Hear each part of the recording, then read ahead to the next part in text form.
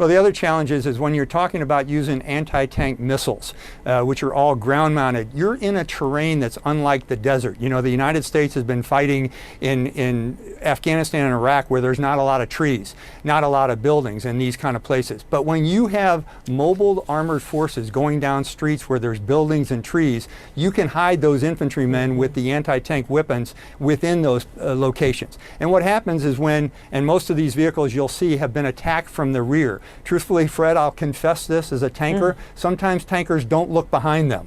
So when you have infantry sneaking up behind with anti-tank weapons, picking off tanks and personnel carriers, BMPs as they're called, in the city streets is relatively easy to do. So I think the Ukrainian forces are doing an extremely good job of combat in the cities. Now, that's going to point to a bad thing. What's going to happen next? I think, unfortunately, we're going to see additional war crimes committed by Mr. Putin's forces, a lot of artillery, perhaps aerial advances, but Ukrainian forces have also done very good in their air defense. So again, it goes back to the point is Mr. Putin did not know what he was getting into with this, and his generals, in my view, were incompetent in terms of the way they planned this operation.